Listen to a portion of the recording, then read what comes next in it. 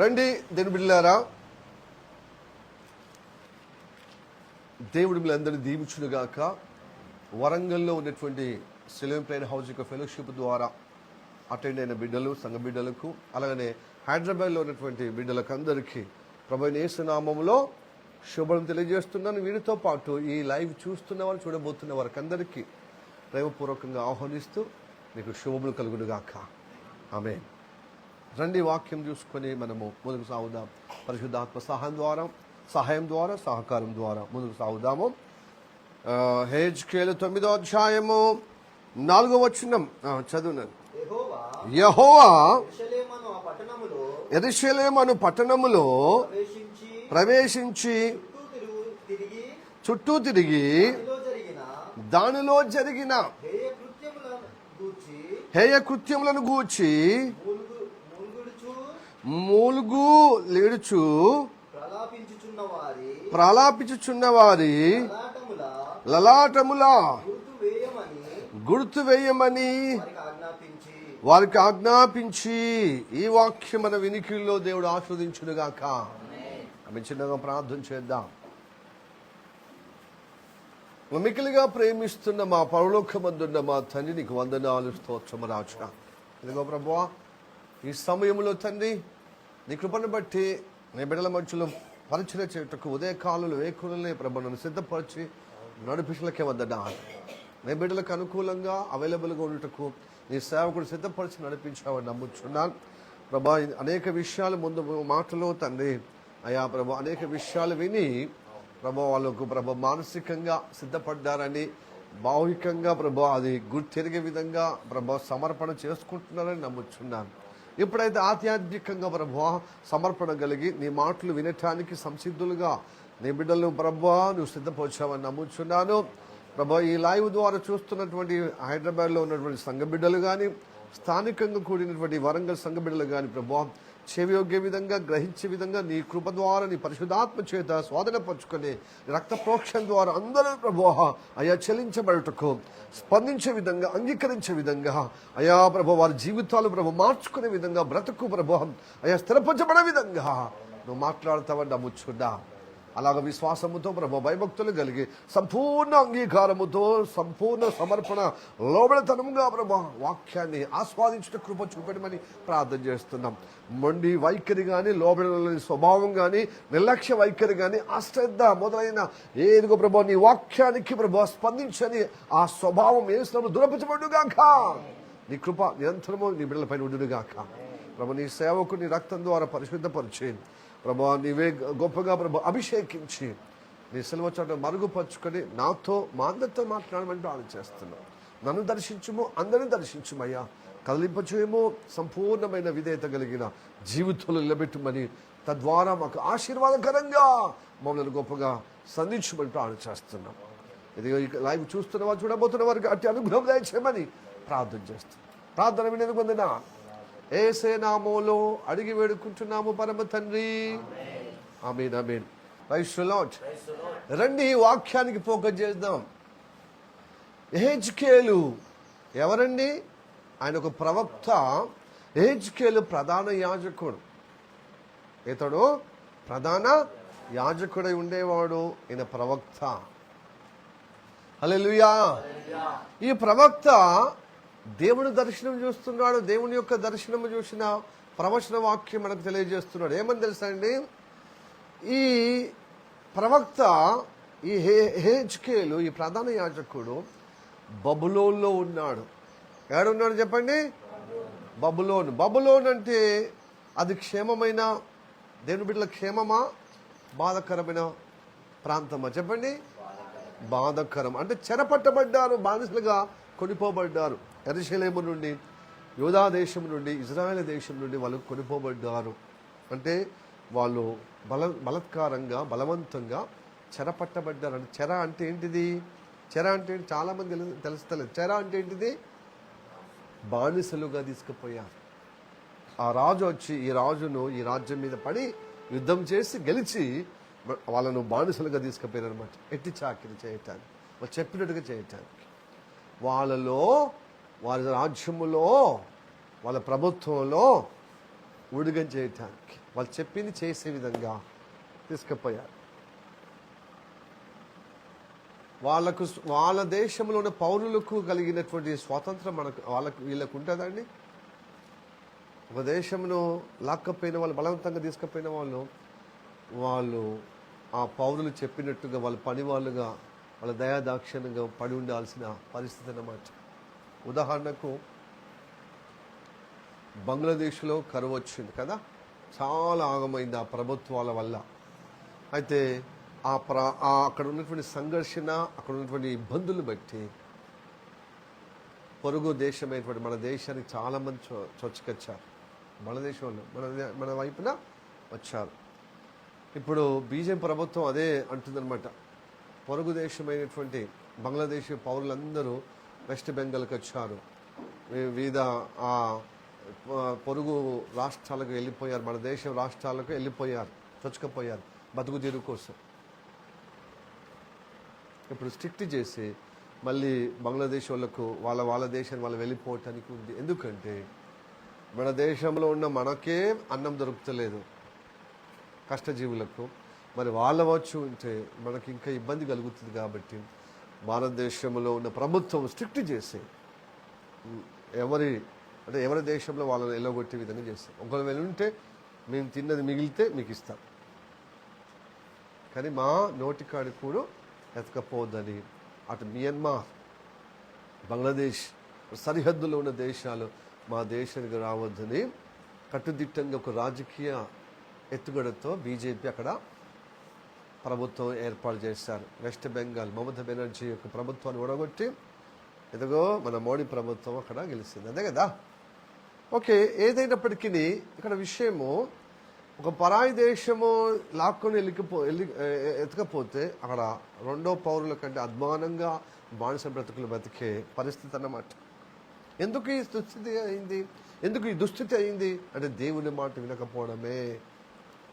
రాజు మొదలుకొని సైన్యములో ప్రభుత్వాలు, అధికారులు కానీ, అధిపతులు కానీ, ప్రజలు కానీ దేవుడు చెప్పింది అనగా దేవుని చేత పొందిన దైవ దర్శనము, దేవుని యొక్క ప్రవచనము ప్రవక్తలు చెప్పితే పెడిచెవున పెట్టి చెరపట్టబడ్డారు.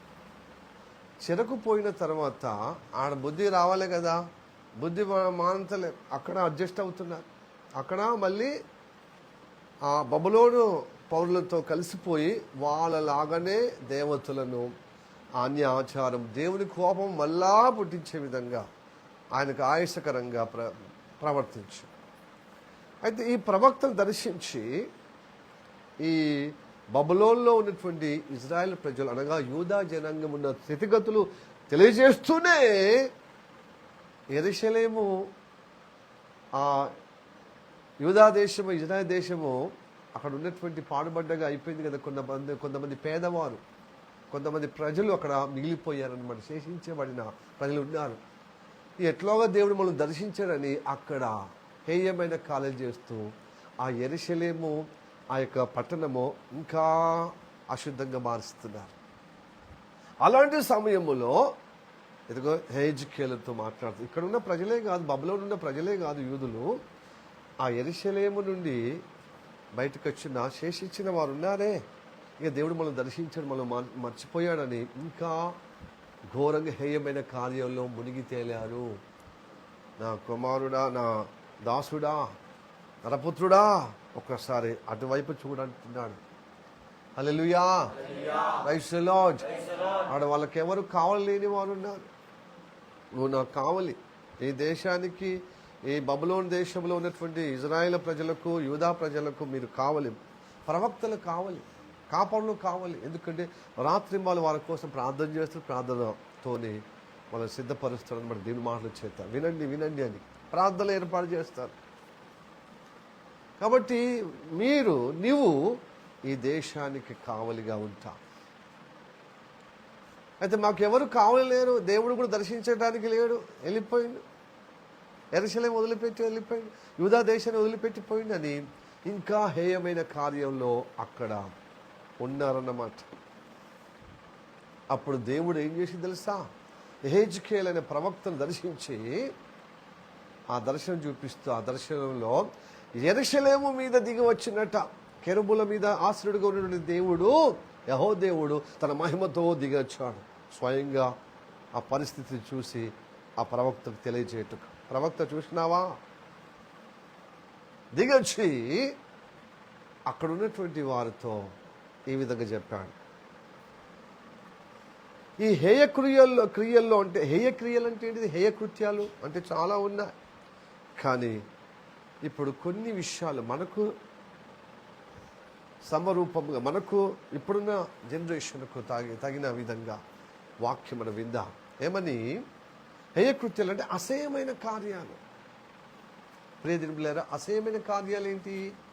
అబద్ధమాడడము, బొంకడము, ఇంకా లోకాశలతో తలములకలవి ధనము అపేక్ష కలిగి ఉన్నారు. కానీ దేవుళ్ళు ఎదగాలి, నీతిలో న్యాయములో జీవించాలన్న ఒక దానికి ఇష్టలుగా ఉండాలని భారం పోయి దేవుడు నమ్ముతున్నారు, కానీ దేవతలు నమ్మిన ఆ పద్ధతిలోనే జీవిస్తున్నారు, దేనికి ఆయాసకరంగా. దానిని హేయకృత్యాలు అంటున్నాడు, లేక అసహ్యమైన కార్యాల్లో ఉన్నారు. దేవుని భయం లేదు, దేవుణ్ణి పూర్ణ హృదయముతో సేవిస్తా అంటున్నారు. ఆ ప్లేస్లో ఏదో దేవత ప్రతిభ ఉన్నట్టుగా, దేవతలు మొక్కిన వారు నడిచినట్టుగా నడుస్తున్నారు. కనుక దేవుని మాట వారి హృదయంలో నిలుపుకుంటలేరు, కాబట్టి నాకు అసహ్యంగా ఉంటున్నారు. ప్రైజ్ ది లార్డ్, హల్లెలూయా. ప్రియ దేవులారా, మనతో మాట్లాడుతున్న దేవుడు, నువ్వు దేవుని వాక్యం వినకపోతే, దేవునితో సావాసం లేకపోతే మనం కూడా హేయమైన కార్యంలో ఉంటాం. అంటే నలుగురు నడిచిన విధానంలో ఉంటాం. దేవుడు నలుగురిని అసహించుకుంటున్నాడు. ఎందుకు అసహించుకుంటున్నాడు? పాపమును అసహించుకున్నాడు, కానీ పాపిని జాలి పడతాడని మనము అనేక సందర్భాల్లో విన్నాం. సేవకులు చెప్పినప్పుడు కానీ పరిశుద్ధ గ్రంథాలు కూడా మనము పాపి అంటే దేవునికి ఇష్టమే, కానీ పాపం అంటే దేవునికి అసహ్యము. పాపి ఎందుకు ఇష్టం అంటే రక్షించడానికి ఇష్టం. హల్లెలూయా, ప్రైజ్ ది లార్డ్. రక్షించబడినా కూడా ఇంకనూ అలాగనే పాపం అంటే ఏంటిది? దేవుడు చెప్పినట్టుగా వినకపోతే అది పాపం. ఆ పాపమే అసహ్యం, అదే హేయమైన కృత్యాలు. ఏదైనా చిన్న కార్యము, ఏదైనా పెద్ద కార్యము, పెద్ద పాపాలు చిన్న నుంచి స్టార్ట్ అవుతుంది కదండి. అబద్ధమైనా కానీ, మోసమైనా కానీ, బొంకడమైనా కానీ, భక్తిహీనత కానీ, మనకు అవకాశం ఉన్నా కూడా పనుల భారం పెట్టి బద్దగించడం, బైబిల్ చదవకపోవడం, ప్రార్థన చేయకపోవడం, సువార్త చెప్పే భారం లేకపోవడం, ఉపవాస ప్రార్థన చేయకపోవడం, ఇవన్నీ హేయమైన కార్యానికి దారితీస్తాయి చిన్నగా. అంటే అసహ్యము. అందుకోసం అంటాడు కదా, లోకంలో చెడ్డవారు మంచివారు అందరూ ఉన్నారు, కానీ లోకంలో ఒక చెడ్డవాడు పరిపాలిస్తున్నాడు, ఆడే సాతాన్. వాడు అసహ్యానికి హేయమైన మూలకారి వాడే. హల్లెలూయా, మూలకారి వాడే. కానీ వాని పరిపాలన ఉన్నటువంటి లోకాన్ని ప్రేమించిన వాడు నాకు శత్రువు అవుతాడు. ఎవరైతే ఈ లోకాన్ని స్నేహిస్తాడో వాడు నాకు విరోధి అంటున్నాడు. అంటే లోకంలో ఏది మంచిగా లేదంటే ఏం మంచిగా లేదు. కాబట్టి మంచిది అంటే నేను కలగజేసుకుంటే మంచిది ఉంటుంది. కాబట్టి లోకాన్ని ఎవడు ప్రేమించద్దు. దానిలో మంచిది కావచ్చు, చెడ్డది కావచ్చు, నా నుండే మంచి నేర్చుకోవాలి. లోకాన్ని ప్రేమించిన వాడు నాకు విరోధి, లోకాన్ని స్నేహించిన వాడు నాకు శత్రువు అనడా లేదా? కనుక ఎందుకు అంటే ఈ లోకము ఒకడు అతని ప్రత్యర్థి అయినా, అతని శత్రువు అయినా సాతాన్ని పరిపాలిస్తున్నాడు. వాడు దీన్ని కబ్జా చేసి, ఈ లోకాన్ని కబ్జా చేసి దేవుని యొక్క ఆలోచనకు విరుద్ధంగా వాళ్ళను పరిపాలిస్తున్నాడు. హల్లెలూయా. మంచిగా వినండి నేను బిడ్డలారా, మనం ఈ లోకంలో ఉన్నప్పుడు జాగ్రత్తగా జీవించకపోతే మనము కూడా పైకి మంచిగానే కనబడతాం, దేని కార్యం చేసినట్టుగానే ఉంటాం, దేవుడు చెప్పినట్టుగానే చేసినట్టుగా ఉంటాం, దేవుడు రక్షణ పొంది మంచిగా వెలుగుగా ఉన్నట్టుగా, యథార్థవంతులుగా ఉన్నట్టుగా, మంచిగా దేవుడు కార్యం చేసిన వారుగా, చర్చికి వచ్చినట్టుగా, ప్రార్థనలు గడిపినట్టుగా, ప్రార్థించినట్టుగా, మనకు తోచినట్టుగా, ఉపవాసం ఉన్నట్టుగా, ఒక పొద్దో రెండో పొద్దో ఏదో రకంగా అడప మనం భక్తులాగానే కనబడతాం. కానీ లోపల అన్యాయము వాడు పెంచుకున్నాడు, అట్లనే మనకు చేస్తాడు. హలో, మంచిగా వినండి. ఎహెజ్కేలు 28వ అధ్యాయము 15-16 వచనం. ఎహెజ్కేలు 28వ అధ్యాయం 15వ వచనం చదవండి. నీవు నియమింపబడిన దినము ఈ ప్రవచన వాక్యం అపవాదైన సాతాను సంబంధించిన వాడు ప్రారంభంలో ఎట్టి స్థితిలో ఉన్నాడు, ఆ స్థితిలో ఉండుకుంటూ దేవుణ్ణి ఏ విధంగా మోసం చేసే విధంగా నాటకం ఆడిండో, డబుల్ పోర్షన్గా అంటే వేషధారిగా ఎలా ప్రవర్తించిండో వాడి స్థితిగతులు చూద్దామా. నీవు నియమింపబడిన దినం మొదలుకొని నీవు నియమింపబడిన దినం మొదలుకొని పాపము నీ యందు కనబడు వరకు ప్రవర్తన విషయంలో నువ్వు యథార్థవంతుడిగా ఉంటివి. అయితే నీకు కలిగిన విస్తారమైన వర్తకం అంటే వ్యాపారము చేత లోపల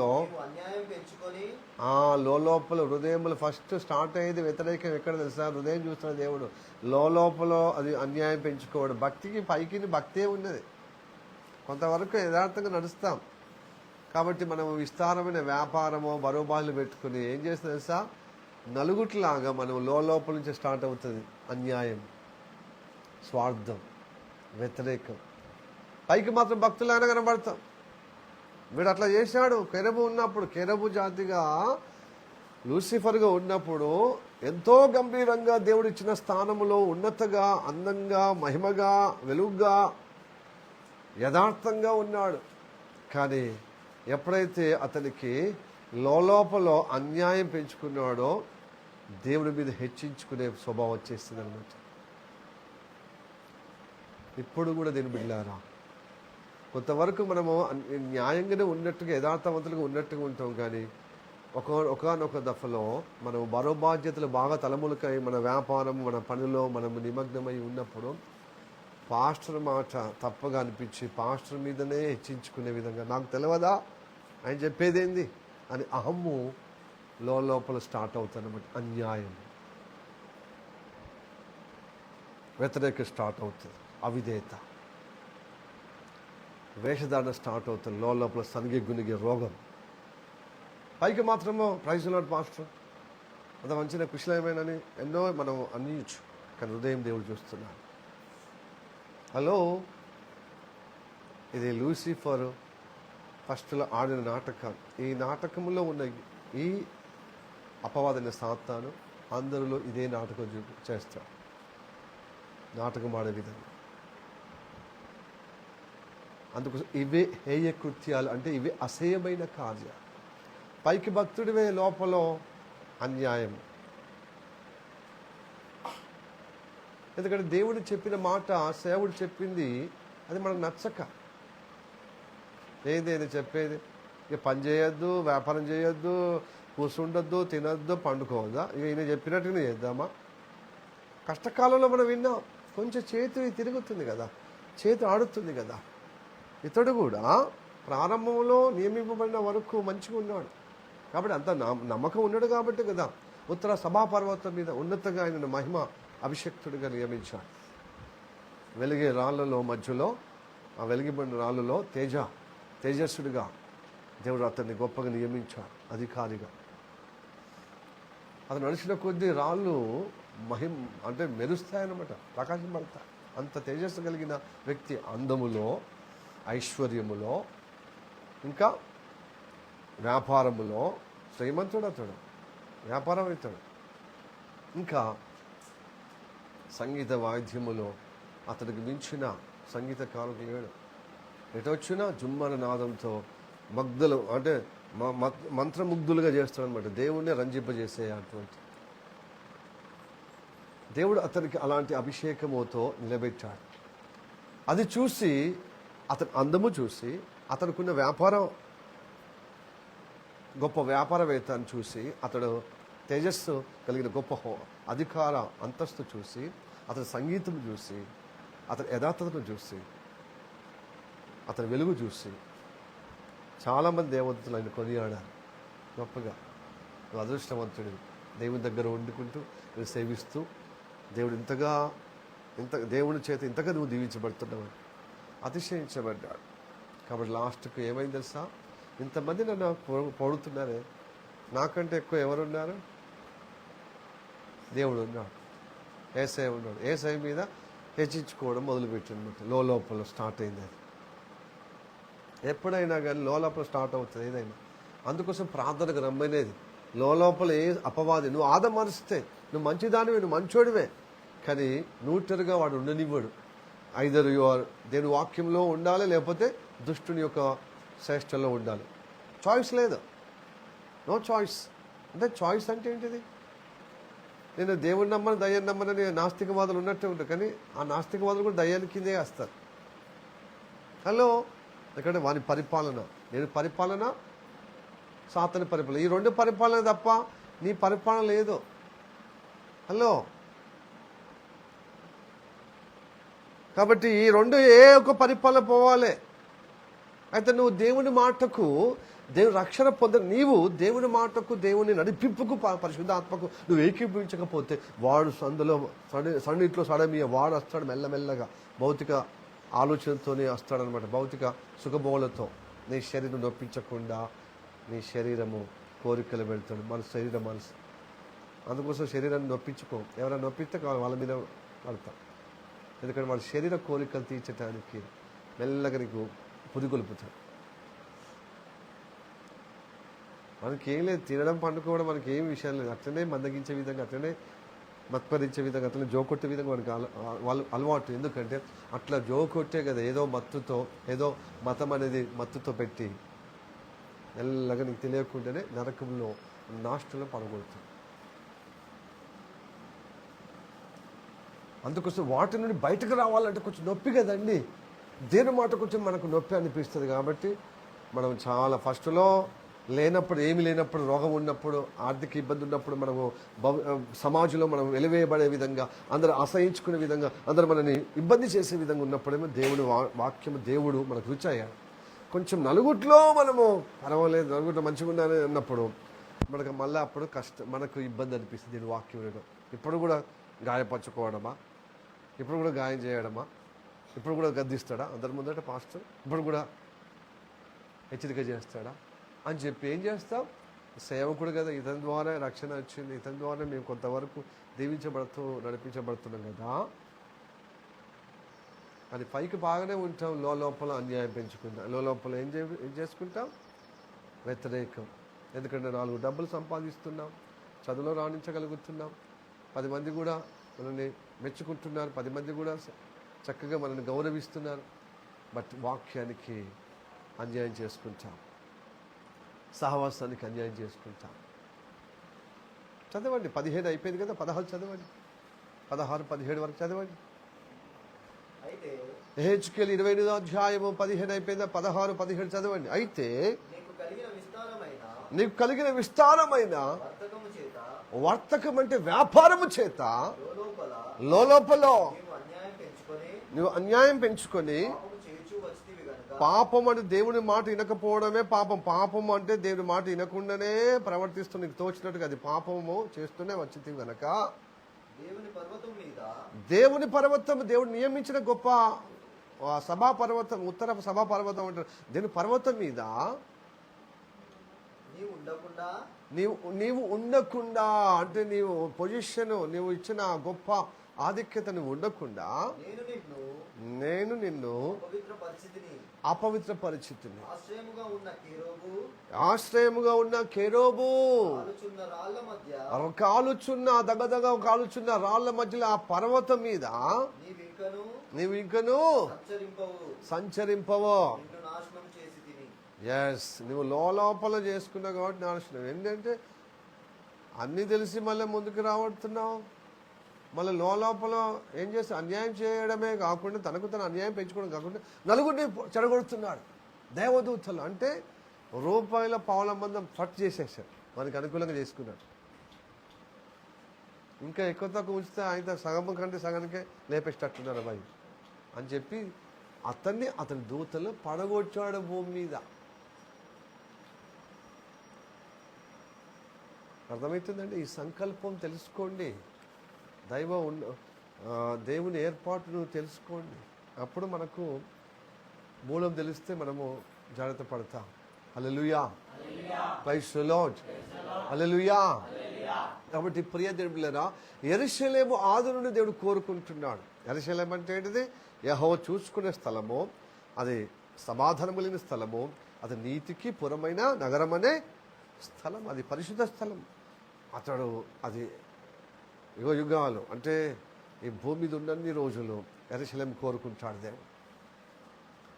అయితే యెరూషలేమును అన్యాయముగా, అశుద్ధంగా, అపవిత్రంగా మార్చిన ఈ యూదా జనాంగము ఈ దుష్టుని స్వభావం వచ్చినప్పుడు ఏం చేసిండు? చెరపడితే బుద్ధి వస్తుంది వాళ్ళకి.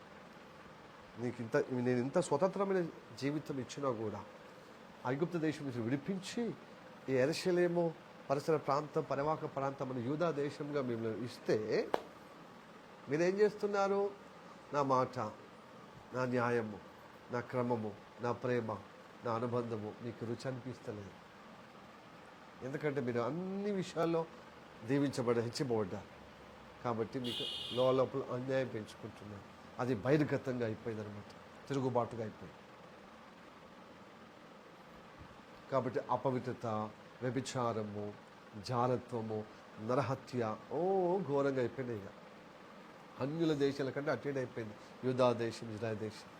కాబట్టి అనేక ప్రవక్తలు చెప్పి చూసిన మారలే వాళ్ళ బుద్ధి. కాబట్టి చెరపట్టబడే విధంగా బబులోనుకు అప్పచెప్పాడు. ఆ బబులోనుకు అప్పచెప్పబడిన ప్రజలు అట్టనే ప్రవర్తిస్తూ వాళ్ళని హెచ్చరిక చేస్తూనే ఇప్పుడు యూదా దేశము దేవుడు వెళ్ళిపోయింది కదా, మమ్మల్ని దర్శించాలనుకుంటున్నారు. అటు శేషించిన వారు అంటే మిగిలి ఉన్నవారు, చెరపట్టబడిన వాళ్ళు కొంతమంది ఉంటారు కదా, లేని వాళ్ళు, చెరకు తీసుకుపోబడిన లేని వారు మొత్తం అక్కడ రాళ్ళు రప్పలు మిగిలిలే. అంటే సాధ్యమైనంత వరకు అక్కడ ఇల్లు, ఆ దేవాలయము కూల్చారు, మొత్తం ధ్వంసం చేశారు. అయినప్పటికీ కొంతమంది శేషించిన ప్రజలు ఉన్నారు, కొంతమంది ఉన్నారు.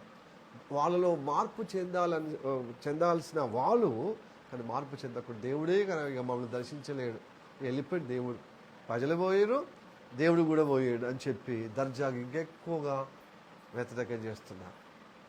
చదువుదామా? 9వ వచనము, 9వ అధ్యాయం 9వ వచనం.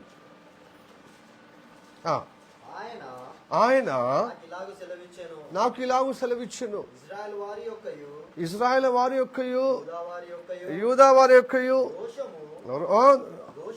దోషము బహుఘోరముగా ఉన్నది. వారు యెహోవా దేశమును దేవుడు యెహోవా దేశమును విసర్జించడానికి వదిలిపెట్టననియు ఆయన మమ్ములను కానడనియు అనుకుని దేశమును హత్యతోను పట్టణం యెరూషలేము పట్టణం అంతా తిరుగుబాటుతోను నింపి ఉన్నారు. ఇక దేవుడు దర్శించాడు, మమ్మలను వదిలిపెట్టాడు, ఈ దేశమును ఈ పట్టణమును వదిలిపెట్టాను. కాబట్టి చలకజంగా తయారైపోతుంది. తిరుగుబాటుతోని హత్య, మానభంగము, ఇంకా అపవిత్రతో, హేయ కృత్యాలతో నింపబడ్డది. ఇది చూసి కెరబుల మీద ఆశ్రయుడుగా ఉన్న దేవుడు దిగొచ్చాడు స్వయంగా ఆ పట్టణం మీదకి మహిమతో. హల్లెలూయా, ప్రైజ్ ది లార్డ్. అయితే ఇది వరకు పంపబడిన ఒక వ్యక్తి ఉన్నాడు. దేవుడు దిగొచ్చే ముందు నారబట్టలు, అవిసనార కట్టుకున్న ఒక వ్యక్తి ఉన్నాడు అక్కడ. అతడు లేఖుడు, అంటే లేఖలు రాసేవాడు, గ్రంథం రాసేవాడు. అతడు చెరబుడ్డి నడుము కట్టుకొని ఎవరెవరు మంచిగా ప్రవర్తిస్తున్న వారి పేర్లు రాస్తున్నాడు. లేఖుడు అతడు, నేను అనుకుంటాను పరిశుద్ధాత్మ ద్వారా అతడు క్రీస్తే. ఎందుకంటే వారి మధ్యలో ఉన్నాడనమాట, దిగొచ్చాడు. ఆ లేఖలతో అంటాడు, లేఖ రాసేటువంటి వ్యక్తి అవిసనారు నారబట్ట ధరించిన ఆ చిరబుడ్డి నడుము కట్టుకున్న వ్యక్తితో అంటాడు, ఈ హేయ క్రియలు చేసేటువంటి యెరూషలేము నువ్వు చూశావా? చూశాను. అయితే ఒకటి, ఈ మహిమతో దిగొచ్చిన కెరబుల మధ్యలో ఆశ్రయుడుగా ఉన్న ఆ దేవుడు దిగవచ్చిన ఆ దేవుడు ఈ లేఖుడితో, అనగా ఈ నారబట్టలు అవిసనార ధరించినటువంటి ఈ లేఖ్యుడు, అంటే లేఖ రాసే వ్యక్తి, చిరబుడ్డి నడుము కట్టుకున్న వ్యక్తితో అంటాడు, ఈ తనే దేవుడు ఎదుగో ఈ హేయకృత్యంలో, ఈ అసహ్యకరమైన కార్యంలో మునిగిన వారు, నాకు తిరుగుబాటు చేసిన వారు, దేవుని వ్యతిరేకంగా చేసిన వారు, పశ్చాత్తాపడిన వారిని నువ్వు ముట్టద్దు. వాళ్ళకు నువ్వేం చేయాలి? లలాట వాళ్ళ ముఖము, వాళ్ళ నొసడి మీద పెట్టు. లలాటం మూలవాక్యం అదే కదా. కాబట్టి వాళ్ళకి ఏముంది తెలుసా? ఈ హేయక్రియలు చేశారు కానీ వాళ్ళకి పశ్చాత్తాపం కలుగుతుంది. వాళ్ళు ఏడుస్తున్నారు, మునుగుతున్నారో వాళ్ళను మాత్రం నువ్వు అంటే హతమార్చొద్దు, అంటే సంహరించొద్దు, వాళ్ళని నాశనం చేయొద్దు. వాళ్ళు నలుగురు చేసినట్టుగా చేసే విధంగా ఉంది కానీ వాళ్ళకి పశ్చాత్తాపం హృదయంలో ఉంది. వాళ్ళకు లలాటము వాళ్ళకు ధరింపజేయము. వాళ్ళ శిరస్సు పైన, వాళ్ళ శిరస్సు పైన, అనగా వాళ్ళ నుదుటి పైన పెట్టుమని. అదే కదా మూలవాక్యం. చదవండి ఒక్కసారి. ఇప్పుడు 4వ వచనం 9వ అధ్యాయం. యెహోవా యెరూషలేము అనే పట్టణములో ప్రవేశించి చుట్టూ తిరిగి జరిగిన హేయకృత్యములను గూర్చి, ఆ హేయకృత్యములు చూసి, అంటే వాటిని చూసి ములుగులిడుచు ప్రలాపించుచున్న వారి లలాటముల గుర్తు వేయమని. లలాటం అంటే ఏంటిది? వాళ్ళ ఆ లలాటములు అంటే ఈ ఫోర్ హెడ్, వాళ్ళ నుదుట లలాటములు వేయమంటే బాసింగము కట్టే విధంగా చేయమంటున్నా. లలాటములు అంటే ఏంటిది? పెళ్లి కుమారుడు పెళ్లి కుమార్తె, మనం పెళ్లిలో పోయినప్పుడు ఇద్దరు పెళ్లి కుమారుడు పెళ్లి కుమార్తె ఏం చేస్తారు? బాసింగములు కట్టుకుంటారు. బాసింగం తెలుసా? బాసింగం తెలియదండి? అది లలాటము. ఆ గుర్తు వేయమంటున్నాడు, ఆ ముద్ర వేయమంటున్నాడు. ఎందుకంటే వారు దేవుని బిడ్డలుగా కాబట్టి ఆ హేయకృత్యాలు చూసి, అసహ్యమైన కాలం చూసి ఒకరు ఓదార్చుకుంటలేదు. వాళ్ళు పశ్చాత్తాపడుతున్నారు, ఏడుస్తున్నారు, ములుగుతున్నారు, ఈ స్థితి నుంచి బయటకు రావట్లేదు. అలాంటి వాళ్ళకు లలాటము గుర్తుపెట్టు. ఇలా ఏడవకుండా, ఇలా మూలవకుండా, ఇలాగా పశ్చాత్తాపడకుండా ఉన్న వాళ్ళను హతమార్చు ఖడ్గం చేత అని లేఖుడితోని. లేఖ్యుడు ఈ చిరబుడ్డి నడుము కట్టుకున్నటువంటి, ఈ అవసనారా ధరించుకున్న వ్యక్తితో చెప్తున్నాడు. Hallelujah, praise the Lord, praise the Lord. ప్రియ దేవుని బిడ్డలారా, అదే దేవుడి మహిమతో మన మధ్యలో వచ్చినప్పుడు, ఈ యెరూషలేము లాగున్నటువంటి సంఘము మనం దర్శించినప్పుడు, మన చుట్టూ చూసినప్పుడు, మన అంతరంగం చూసినప్పుడు, ఈ వారంలో మనం ప్రవర్తించిన ప్రవర్తనకు నిజంగా మీరు హేయకృత్యములు చేయకుండానే వచ్చారండి. హేయకృత్యములు అంటే అసహ్యమైన కార్యములు. అంటే నేను పెద్ద పెద్ద ఘోరాలు నేరాలు చేయలేదు అనుకోవచ్చు, కానీ ఏదైనా చిన్నగా బిగినింగ్ చిన్నగా నుంచి స్టార్ట్ అవుతుంది. అవిధేయత నుంచి స్టార్ట్ అవుతుంది, చిన్నగా నుంచి స్టార్ట్ అవుతుంది, భక్తినత నుంచి స్టార్ట్ అవుతుంది. లోపల అన్యాయం పెంచుకొని, లోపల సనగడం, గునగడం, పైకి మాత్రము దేవుని బిడ్డలుగా గంభీరంగా ఉండడము, పని చేసినట్టు, దేవునికి అనుకూలం ఉన్నట్టు, నేను పనిలో పాలు పొందినట్టు కనబడుతుంది. లోపల అన్యాయం, లోపల అసహ్యము పెంచుకోవడం, లోపల గర్వము, లోపల అవిధేయత, లోపల భక్తినత, లోపల ప్రార్థన లేని, లోపల వాక్యం చదవని తత్వము. ఇక చదువుతూనే ఉంటే చదవలేని వాళ్ళు భక్తులు కాదా అని నీకు అనుకూలంగా ఏదో పాస్టర్ చెప్పినది, అది పాస్టర్ ఇంట్లోకి వెళ్ళి చెప్పినట్టుగా, లేకపోతే దేవుడి మాట అయినా కానీ, ఆయన సంఘంలో వెళ్ళిన వాళ్ళు అందరూ సుఖంగా ఉన్నారని నువ్వు చూసుకోవడం, నువ్వు కొలుసుకోవడం నీ సొంత బుద్ధితో, ఇవన్నీ అసహ్యమైన కార్యాలు.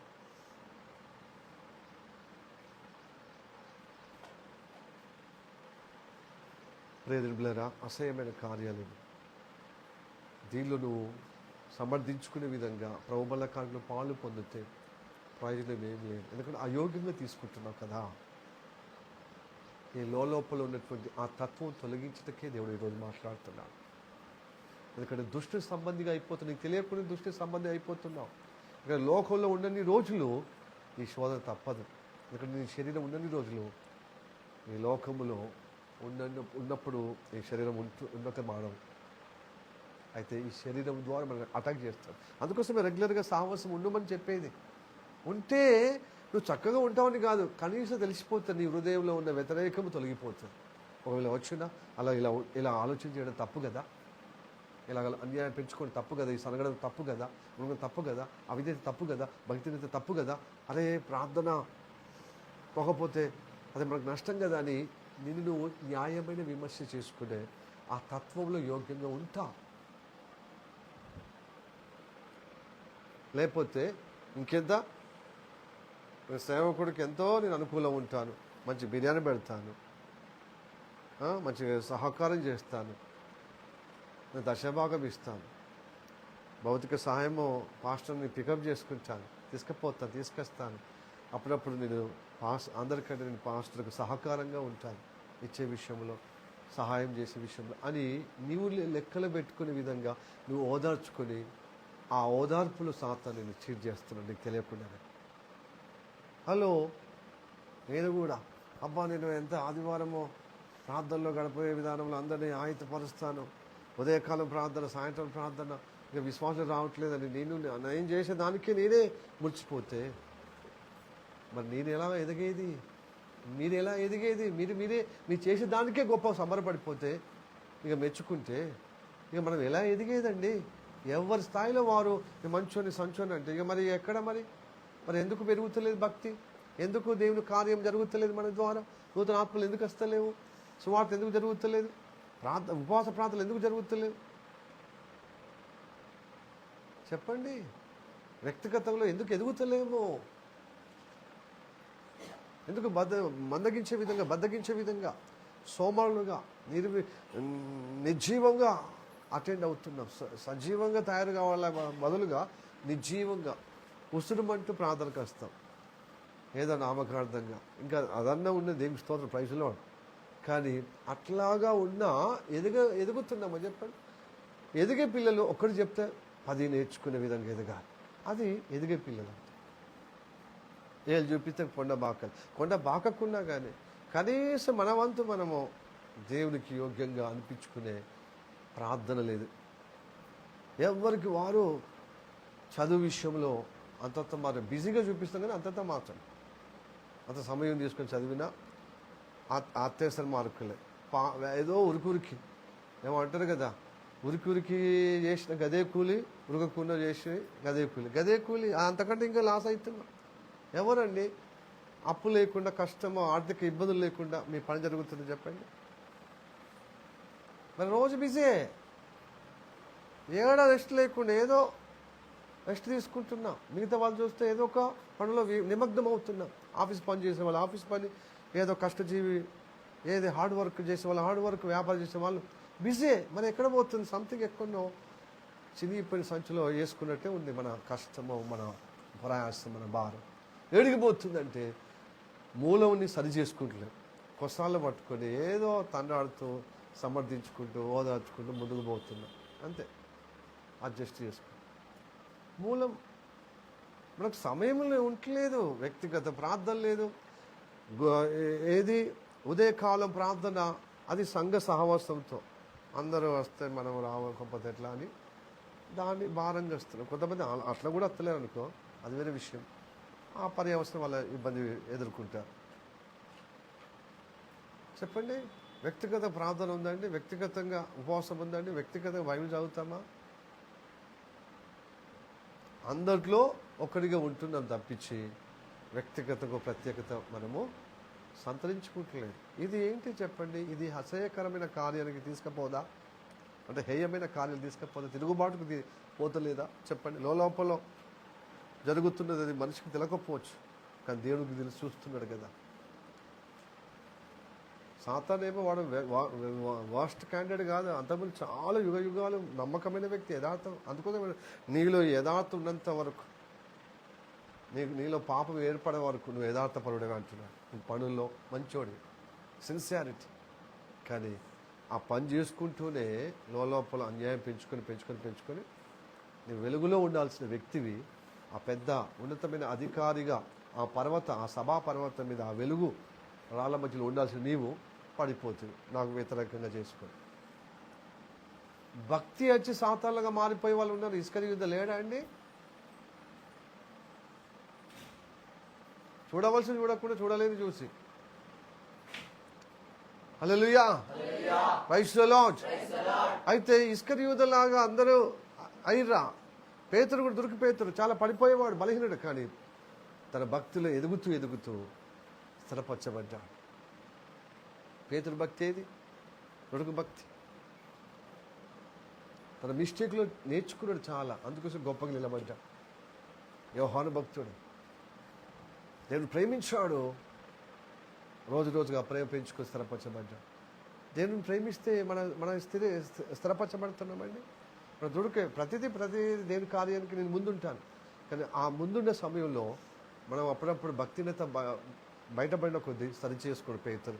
కాబట్టి గొప్పగా సంఘాన్ని ప్రారంభించే విధంగా దేవుని చేత వాడబడ్డాడు. ఎక్కడండి మన భక్తి?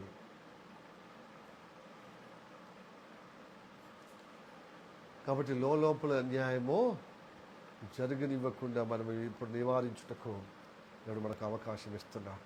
హల్లెలూయా, praise the Lord, praise the Lord, hallelujah. అందుకోసం ఆనాడు నుంచి నేటి వరకు లలాటములు మీరు మీ ముఖం మీద అంటే మీ యొక్క నొసటు కఠినం చేసుకోవద్దు. కఠినం చేసుకునే విధంగా అవుతున్నారు మీరు. అది లలాటముగా అంటే ఒక బాస్కము కట్టుకునే విధంగా మీరు చేసుకోవాలి. అంటే కట్టుకోవడం అంటే ఎట్లా? దేవుడు కట్టాలంటే ఏం చేయాలంటే పశ్చాత్తాపం. దేవుడు మీరు మంచి వాళ్ళని దేవుడు ఎన్నుకోలేదు, మీరు మంచిగా ఉంటారని ఎన్నుకోలేదు. మీరు బలహీనులే, మనం బలహీనులమే.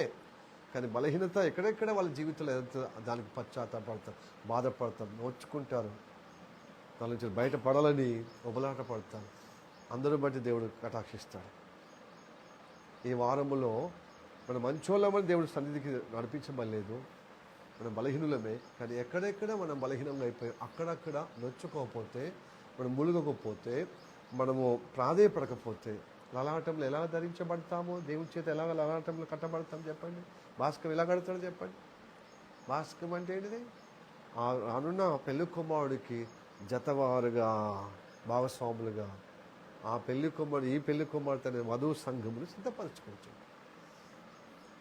అలా అలాపటం కట్టకపోతే మరి ఆ ముద్ర ఇచ్చుకోకపోతే ఎలాగా కాపాడబడతాయి దుష్ట రాజ్యములు? నేను రాకులు ఎలా ఎత్తపడతా? Hallelujah, praise the Lord, praise the Lord. ప్రియ దిండ్లరా, ఎక్కడ హెజ్కియా ప్రవచనమో ఆ దర్శనమో అది ప్రకటన గ్రంథంలో నెరవేర్చబడబోతుంది. రానున్న కాలంలో భయంకరమైన పరిస్థితి ఎదుర్కోబోతున్నమాట. అందుకోసమే దేవుడు అంటాడు, మహాశ్రమలు అంటే రానున్న కాలం మహాశ్రమలు ఇప్పటి నుండి సిద్ధపడకపోతే, ఈ ముద్ర వేసుకోకపోతే దేవుడు గాలికి ఒక దూతకు అధికారం ఇస్తాడట, చెట్ల మీద అధికారం ఇస్తాడు దేవదూతలకు, తర్వాత సముద్రం మీద, భూమి మీద. ఎందుకు తెలుసా? నా మాట వినలేని వారికి భూమి కంపింపజేయి, చెట్టు మొత్తం రాలిపో, కూలిపో, గాలి ఎక్కువ. చెట్ల క్షేమం ద్వారా వాళ్ళకి క్షేమం జరగద్దు. ఇంకా సముద్రం ఎండిపోయే విధంగా, సముద్ర జీవులు, ఇంకా సముద్రం కదా చాలా మానవ కోటికి సముద్రం ద్వారా చాలా వ్యాపారం జరుగుతుంది తెలుసా? ఎక్కువ ప్రథమ స్థానం ఏది తెలుసా? వ్యాపారము సముద్ర తీరం ద్వారానే. అందుకోసమే చాలా కొన్ని కోట్ల టర్నోవర్ జరుగుతుందన్నమాట సముద్ర తీరమున, చేపల ద్వారా చాలా విషయాలు. సముద్రాన్ని బట్టి మనకు వాతావరణము ఏమొస్తుంది? వర్షాకాలము, ఎండాకాలము, చలికాలం వస్తుంది. ఆ సముద్రాన్ని కూడా అంటే సముద్రం కూడా దేవుడు వ్యతిరేకంగా చేయబోతున్నాడు.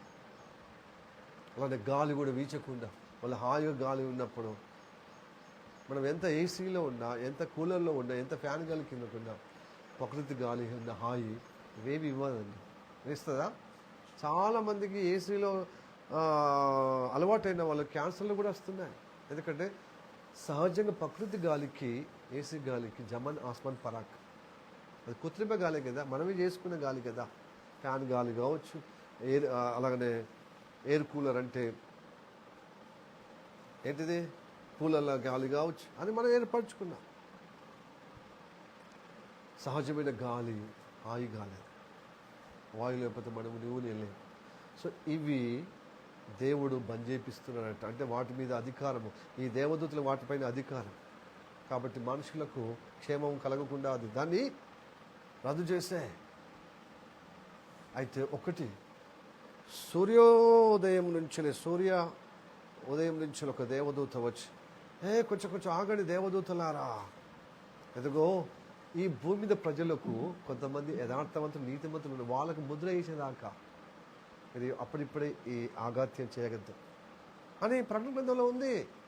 ముద్ర అంటే లలాటములు వాళ్ళకు ధరించే విధంగా, వాళ్ళకు ఆ గుర్తు పెట్టేంత వరకు, ఆ ముద్ర చేసేంత వరకు అప్పుడిప్పుడే తొందరపడి ఈ కార్యం చేయొద్దని. చదువుదాం. ప్రకటన 7వ అధ్యాయము 1వ వచనము, తర్వాత 3, 4 వచనాలు చదువుదాం.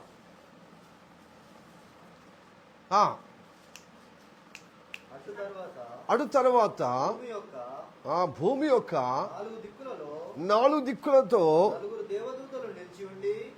నలుగురు దేవదూతలు నిలిచి ఉండి, భూమి మీదనైనను, సముద్రం మీదైనను, చెట్ల మీదనైనను గాలి వీచుకున్నట్లు భూమి యొక్క 4 దిక్కుల వాయువులను పట్టుకొని ఉండగా చూచితిని. చదవండి, కంటిన్యూషన్. మరియు ఆ సజీవుడైన దేవుని ముద్రలో గల వేరొక దూత సూర్యోదయ దిశ నుండి పైకి వచ్చుట చూచితిని. భూమికిని సముద్రమునకును హాని కలుగజేయుటకై అధికారం పొందిన ఆ హానికరం చేస్తుందట ఈ యొక్క చెట్ల మీద, ఈ గాలి మీద, సముద్రం మీద, భూమి మీద. ఆ 4 దూతలతో ఈ దూత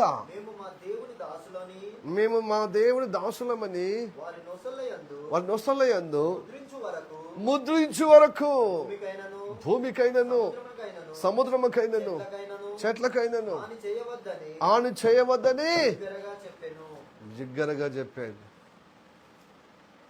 అంటే నేను అనుకుంటున్నాను, పరిశుద్ధాత్మ సహాయం ద్వారా మనకు గ్రహింపు కావాలి. అది పరిశుద్ధాత్మ దేవుని ద్వారా. అతడు యేసు ప్రభువే. సూర్యోదయము నుంచి ఉదయించిన వ్యక్తి ఎవరండి? ఇది సూర్యుడు, యేసయ్య, నిజమైనటువంటి యెహోవా. నా పిల్లలు కొంతమంది ఉన్నారు, వాళ్ళని బట్టి వాళ్ళకు ముద్ర వేసే వరకు నువ్వు హాని చేయొద్దు. సముద్రం మీద, భూమి మీద, చెట్ల మీద నలువైపులో దేవదూతలు హాని చేయటకు సిద్ధంగా ఉన్నా. అంతే దినాల్లో ఇది సంభవించబోతుంది. అయితే అప్పటికప్పుడు తెరుకుంటే ఇప్పటి నువ్వు సాధన చేస్తావు కదా, రేపు ఆ ప్రమాదం నుంచి కాపాడబడతా. హలో, ఈ ముద్ర అదే లలాటం, అంటే వాస్తకం, గుర్తు, దేవుని కటాక్షం పొందే గుర్తు అన్నమాట. దేవుడు అంగీకరించే గుర్తు, దేవుని యొక్క బిడ్డలుగా స్థిరపరచుకునే గుర్తు, మన సంఘముగా, సమాజముగా. మరి మీ లలాటంలేమి? నిజంగా మీరు చేసిన అగత్యాలకు, హేయకృత్యాలకు, అసహ్యమైన కార్యాలకు, శరీర కార్యాలకు ఏమైనా కనివిప్పు ఉందండి? పశ్చాత్తాపం ఉందా? నిజంగా నేను ఇంత రెస్ట్ తీసుకున్నా, ఆత్మీయ రెస్ట్ లేకుండా, బైబిల్ చదువుతలేను, వాక్యం చదువుతలేను, వాక్యం వింటలేను, ప్రార్థన చేస్తలేను, గుంపులు నలుగురు అయిపోతున్నాం అని మీరు ఉన్నప్పుడు అట్లనే ఓదార్పు చేసుకుంటే అది పెద్ద పెద్ద కార్యాలకు, తిరుగుబాటుకు, మరి దేవుణ్ణి ద్వేషించే, దూషించే, సనిగే గునిగే పరిస్థితి తీసుకుపోతుంది కదా. కొత్త నిబంధన ప్రకారంగా నీ సహోదరుని ద్వేషించడమే నరహత్య చేయడం కదా అండి అనేసి స్టార్ట్ అవుతుంది అన్నమాట. ఏదైనా చిన్నగా పెద్ద పెద్ద ఘోరాల నేరాలకు చిన్న నుంచి స్టార్ట్ అవుతుంది. కాబట్టి ఆదివారం వచ్చింది ఎందుకు తెలుసా? దేవుని కటాక్షం పొందటానికి. దేవుడు మనకు గుర్తు పెట్టాలి. ఆ గుర్తు లేకపోతే ఈ లోకంలో ఉన్న దయ్యాలునే, దేవదూతలు, పడిపోయిన దూతలు, వాళ్ళని మనం బతకనివ్వరు. లోపల అన్యాయం చేయించే విధంగా ఊకే ఉబలాట, శరీర కార్యాలు, శరీర కోరికలు పుట్టిస్తూ ఉంటారని మన హృదయంలో. భక్తినత కలగజేస్తూ ఉండే, ప్రార్థన లేకుండా, వాక్యం వినకుండా, సాహసం లేకుండా మనల్ని ఊకే డిస్టర్బ్ చేస్తూ ఉంటారు. అందుకని దేవుని భద్రతలో ఉండటకు సాహసం అండి, అది మనకు తెలుస్తలేదు.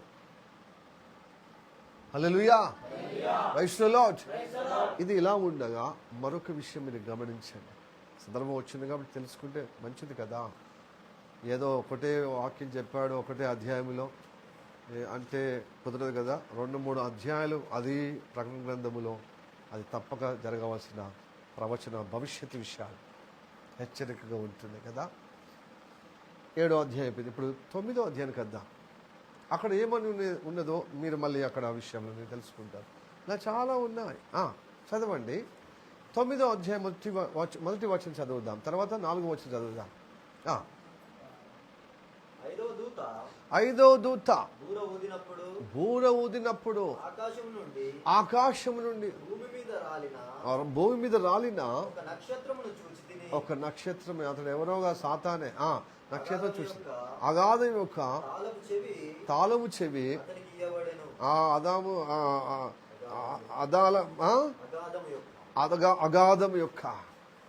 అగాధం యొక్క తాళం చెవులు ఉన్న వ్యక్తి ఎవరు?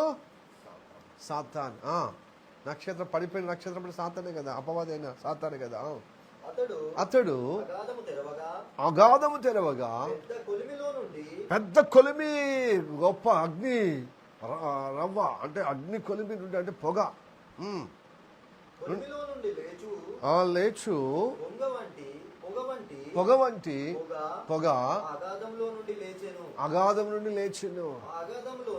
అగాధములోని పొగ చేత సూర్యుని సూర్యుని వాయుమండలం అంటే సూర్యుని అంటే గ్రహాంతర సూర్యునితో చుట్టూరుగా ఉన్నటువంటి గ్రహాలు మొత్తం వాయుమండలము మొత్తము చీకటి కమ్మింది అనమాట. సూర్యుని అంటే ఏమంటారు, సోలార్ సిస్టమ్ ఏమంటారు, సౌర కుటుంబం మొత్తము చీకటి కమ్మింది అనమాట. దానిలో భూమి ఉంది కదా, నవగ్రహాల్లో కూడా ఒక భూమి కదా, చీకటి కమ్మిందా. ఆ పొగలో నుండి మిడతల వల్ల ఒక వింత జీవులు వచ్చినాయి, లేచినాయి. భూమి మీదకి వచ్చినవి ఎలాంటి అంటే గుర్రంలా కనపడతాయి, స్త్రీలాగా జడల్లాగా, దాని గుర్రం తల మీద స్త్రీలాగా జడల్లాగా అల్లినట్టుంటుంది. దాని ముఖము సింహం కోరల్లా, మనిషి ముఖమే ఇలా కనపడుతుంది కానీ సింహం కోరల్లాగా. దాని నోటి నుంచి అగ్ని, దానికి ఒక తోక ఉంటుంది, ఆ తోక బలమైన తేలు వంటి కొండి ఉంది. అది తాకుతే తేలులాగా మంట ఏడుస్తే అట్లాగా మానవుని యొక్క అవస్థ ఉంటుంది. అయితే అలాగని అలాగా మరణ అవస్థ కలిగిన ఆ బాధతో బాధింపబడుతున్న ఆ వ్యక్తులకు చావు రాదట, ఎంతకు వెతికిన చావు రాదట. ఆ మంట అవస్థ మాత్రం ఘోరమైన అవస్థ. పాముకున్న విషమైన బలమైన విషయము, ఆ తేలుకున్నటువంటి తోకకున్నటువంటి ఆ బలమైన విషయము ఆ కొండికి ఆ తోకలకు ఉందన్నమాట. ఇవి రాబోతున్నాయి. హలో, ఇది వింతలు విడ్డూరం కాదు, ఈ వింతల విడ్డూరమే ఆశ్చర్యము అద్భుతాల దేవుడు ముందు చూపించబోతున్నాడు. అయితే ఇది ఎవరికి ఈ కొండి దాడి చేస్తాయి? అదే కదా ఇప్పుడు వాక్యం చదువుతున్నాం, చదవండి. భూమిలో ఉండే తేళ్లకు బలమున్నట్టు వాటికి బలం ఇయ్యబడెను, మరియు నొసలయందు ఆ దేవుని ముద్రలు అంటే లలాటములు ముద్రలు లేని మనుషులకే తప్ప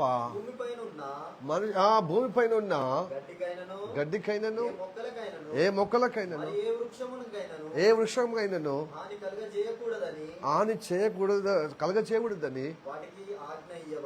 వాటికి ఆజ్ఞ. చెట్లను ఏం చేయొద్దు, గడ్డి పోసలను పరికను ఏం చేయొద్దు. మరి ఎవరు ఏం చేయాలి? మనుషులు ఏం చేయాలి? ఆ మనుషులు కూడా ఎలా ముద్ర వేసుకున్న వారు తప్ప మిగతా వారు ఎవరినైనా నువ్వు కాటేసుకో. ఇది రానున్న కాలంలో భయంకరమైన దురవస్థ రాబోతుంది. అంటే నీవు లోపల అన్యాయము, మనకు అవిధేయత, ఆ యొక్క భక్తినేత, ఆ తొందరపాటు, ఆ గర్వం, అహంకారము చిన్న హృదయం నుంచి ఆయనగానే కథ తీసేయాలి. అందుకోసం వారం ఎందుకు వస్తున్నావు అంటే పశ్చాత్తాపడి ఆ స్థలంలో దేవుని వాక్యం పెట్టుకొని ఆ వాక్యంలో ఉన్న న్యాయము, ప్రేమ, నీతి, విధేయత, విశ్వాసముతో దాన్ని హత్తుకునే విధంగా దేవుడు ఎదగటకు సాహసమండి. లేకపోతే దురావస్థ రాబోతుంది. అందుకోసం ఇప్పటిస్తుందే దేవుడు చెప్పినట్టుగా నువ్వు చేయకపోతే నేను నుదురు కఠినమైపోయి రేపు ఇలాంటి కార్యానికి దారి తీస్తాయి. నువ్వు బ్రతుకుంటే ఆ రోజు ఈ వింత జీవులకు బలైతా, విచిత్రమైనటువంటి ఈ మిడతలకు బాధింపబడతావు. ఎందుకంటే దేవుడి ముద్ర లేని వారందరూ 666 ముద్ర వేసుకుంటారు కాబట్టి అపవాది ముద్ర. ఇప్పటికే స్టాట్యూ రూపంలో రేజర్ పిండితో ఎక్కడ పడితే అక్కడ పెడుతున్నారు. అది రాను రాను అధికారపూర్వకంగా రాబోతుంది. ఇప్పటిస్తుంది వాణిజ్య రంగంలో చాలా భయంకరమైన వాణిజ్యపరమైనటువంటి బాధలు ఎదురవుతున్నాయి సగటు మనిషికి కదా. ఆర్థిక మాంద్యం అవుతుంది కదా. ఈ ఆర్థిక మాంద్యం రాను ఏమవుతుందంటే అంతిమ అబద్ధ క్రీస్తు రాబోతుంది. ప్రపంచం అంతా ఒక రాజ్యాంగం రాబోతుంది. అందుకోసం ఈ యుద్ధాలు, ఈ రణఘోషాలు ఇవన్నీ మానవ జాతి అంతా ఒకరికొకరు దేశాలుగా, కులాలుగా, మతాలుగా విభజింపబడి ఇదిగో కొట్టుకుంటున్నాం. కనుక దేశ నాయకులందరూ లేచి ఏం చేస్తారు? ఒక రాజ్యాంగం మనం కట్టుకుందాం, చేసుకుందాం, పరిపాలించుకుందామని. ప్రారంభంలో చక్కటి ఒక మంచి ఆప్టిమిజం, అంటే అనుకూలంగా ఆశాజనకంగా ఉంటుంది. ఇది మంచిదే కదా ఇది. కానీ అది ఒక వేదిక తయారైనప్పుడు సడన్గా మంచి వాడు వస్తాడు అనమాట. అబద్ధ క్రీస్తు అంటే సాతాను కుమారుడు. వాడు మామూలుగానే వస్తాడు, రాజుగానే, కానీ సాతాను బుద్ధి అనమాట. సాతాను కుమారుడు, యేసయ్య కుమారుడులాగా రాజ్యాన్ని ఎలాగా రక్షణలో నడిపించి ఆయన ప్రాణత్యాగం చేసిండో, వీడు క్రీస్తు అనే పేరు చెప్పుకొని ప్రజలందరినీ హింసిస్తాడనమాట. ఇంకా అద్మానం తయారవుతుంది. అప్పుడు వాడి అసలు రూపం బయటపడుతుంది. క్రైస్తవులు ససీమని ఆ ముద్ర వేసుకోరు. ఎందుకంటే వాళ్ళకి ఆల్రెడీ అలాంటి ముద్ర దేవుని నుండి ప్రతి ఆదివారము నువ్వు చెడుతనం చూసినప్పుడే పశ్చాత్తాపడి నేను దేవుని బిడ్డగా ఉండేటకు నువ్వు స్థిరపరచబడుతున్నప్పుడు నీకు తెలియకుండా ఒక ముద్ర వేస్తున్నాడు. అలాటము అందుకోసం నీ నుదురు కఠినమైతలేదు. దేవునికి పశ్చాత్తాపడి, దేవా నా భక్తి నుంచి విడిపించవు, నా ప్రార్థన జీవితం సరిచేయవు, సువార్త చేయలేకపోతున్నాని మనస్సాక్షి కలిగి నువ్వు అపరాధ భావంతో నువ్వు బ్రతుకుతూ ఉంటావు, విరిగిన హృదయంతో. దాన్ని బట్టి నీ రొసటి మీద ఒక లలాటములు నీకు ముద్ర వేశాడు. కాబట్టే ఆ దుఃఖం ఉన్నది కాబట్టి నీకు ముద్ర వేస్తున్నాడు. ఇంకా దేవుని బిడ్డగా ఉండటకు ప్రయాసపడుతున్నావు. నీ అంతరంగంలో లోపల అన్యాయంగా, వ్యతిరేకంగా, సనగగునిగే, మూర్ఖంగా, గర్వం, అహంకారము రానివ్వకుండా నువ్వు దేవునికి లోబడుతూ ప్రార్థనకు వస్తున్నావు, సావసనకు వస్తున్నావు, ఏకీభవిస్తున్నావు, ప్రార్థనలు ఎదుగుతున్నావు, వాక్యలు ఎదుగుతున్నావు, దీని కార్యంలో ఎదుగుతున్నావు. కనుక ఆ ముద్రలో నిలబడతావు. హల్లెలూయా. చిన్న దేవునికి వ్యతిరేకంగా చేసినప్పుడు నువ్వు పశ్చాత్తాపడే మనసు వస్తుంది చూడు, దాన్ని బట్టి నీకు దేవుడు ముద్ర వేస్తున్నాడు. అందుకోసమే మూలిగే వారికి, పశ్చాత్తాపడే వారికి, ఏడ్చే వారికి, అంగలార్చే వారికి ఆ ముద్ర వేయు. హల్లెలూయా. చల్తా గాడి ప్రతి ఆదివారం ఏంటిది సోది, గట్టనే ఇది ఆచారమే. అందరూ ఇట్లనే చేస్తున్నారా? లోబడిన కొద్దిగా అందరూ మనని సంచులు వేసుకొని పోతున్నారు, జేబులు వేసుకొని పోతున్నారే. మాటగాని ఉండాలి, బ్రతికేది లెక్క అని చెప్పి నువ్వు దేవుని మాట వినకుండా సాతాను అనగా ప్రజల మాట వినేదే సాతాను మాట వినడం. నలుగురు చేసిన ప్రవర్తన నువ్వు చేస్తే నలుగురికి పట్టిన గతి మనకు పట్టదండి. మనం ఇంతగా దేవునితో అనుబంధం కలిగిన ఆ ప్రయోజనం ఏముంది, ఆ గొప్పతనం ఏముంది, ఆ మంచితనం ఏమున్నది అనండి, చెప్పండి. హల్లెలూయా.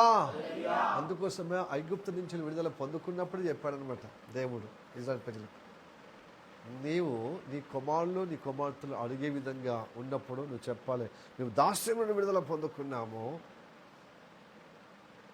మేము ప్రథమ స్థానంలో, ప్రథమ జ్యేష్ఠత్వంలో నిలబెట్టుకు దేవుడు మా కోసము ఒక గొర్రెను వధించి మాకు విమోచన చేశాడు.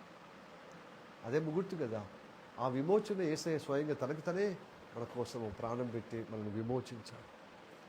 ఈ విషయము మీ లలాటము అనగా మీ నుదుటి మీద ముద్రగా వేసుకోవాలి, గుర్తుపెట్టుకోవాలి, ఎప్పుడు జ్ఞాపకం చేసుకోవాలి. ఇది జ్ఞాపకార్థం. ఇది అందుకోసం వచ్చాం ప్రతి ఆదివారం. జ్ఞాపకార్థం దేవుడి కృపను బట్టి, ఆయన విమోచన క్రయధనాన్ని బట్టి పరిశుద్ధపరచబడుతూ, విమోచింపబడడం, రక్షణలో కొనసాగుటకు పరిశుద్ధపరచబడుతూ వస్తున్నాం. పరిశుద్ధ పరచబడటానికి వచ్చాం. అందుకోసమే జ్ఞాపకం చేసుకుంటూ దేవుల్లో ఎదుగుతూ ఉన్నాం. ఇది భూమి మీద ఉన్నన్ని రోజులు తరతరాలు ఇది లలాటము అనే ముద్ర వేసుకునే విధంగా ఉండాలి. హల్లెలూయా, ప్రైజ్ ది లార్డ్. ఎలా ఉండాలి? నాకు కూడా వస్తుంది. ఎలా ఉండాలి చెప్పండి. మీరు నిద్రపోయినట్టు ఇంటే నిద్రపోయినట్టు చెప్పాలి కదా, మరి సమన్యాయం చేయాలి కదండి. మరి నేను నిద్రపోయినట్టు చెప్తున్నానా? చెప్పండి. నిద్రపోకుండా చెప్తున్నానా? మీరు ఇట్లనే ముందర కూర్చొని ఇట్లనే అంటే మరి నేను ఏం చేయాలి? నేను కూడా మిమ్మల్ని చూసి నాకు కూడా ఇట్లనే వస్తుంది. ఓ దిక్కులు అలాటములే నొసటి మీద ధరించుకునే విధంగా ముద్ర వేసుకునే విధంగా ఉండాలంటే మీరు నిద్రపోతే అది ముద్ర వేసుకున్నట్టు ఉంటుందండి. చోకొట్టినట్టు అనిపిస్తుందా? ఫ్యాన్ గాలి ఇంకా కూలర్ లేదు, ఇంకా ఏసీ అంతకంటే లేదు. హలో, రేపు పవర్ పోతుంది. ఎందుకంటే డీజిల్ పెట్రోల్ ఎక్కువ అయినా కదని అందరు ఎలక్ట్రిసిటీ వైపే పోతున్నారు. ఎలక్ట్రిసిటీ వాడక ఎక్కువైంది అనుకో ఏమైపోతుంది? దాని మీద భారం అయ్యి కరెంటు బంద్ చేస్తాడు. అప్పుడు ఏసీ ఎక్కడిది?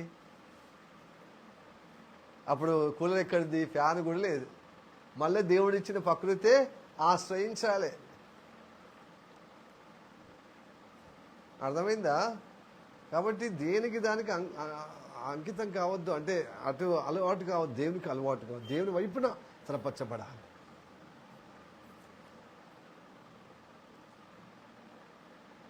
హల్లెలూయా, ప్రైజ్ ది లార్డ్.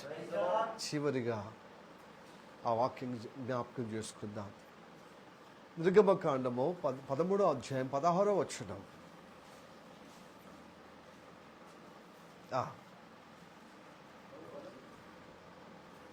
13వ అధ్యాయము నిర్గమకాండం 13వ అధ్యాయం 16వ వచనం. బాహుబలము చేత యెహోవా మనలను ఐగుప్తుల నుంచి బయటకు రప్పించను గనక ఆ సంగతి నీ చేతి మీద సూచనగాను మీ కన్నుల మధ్య లలాట పత్రికగాను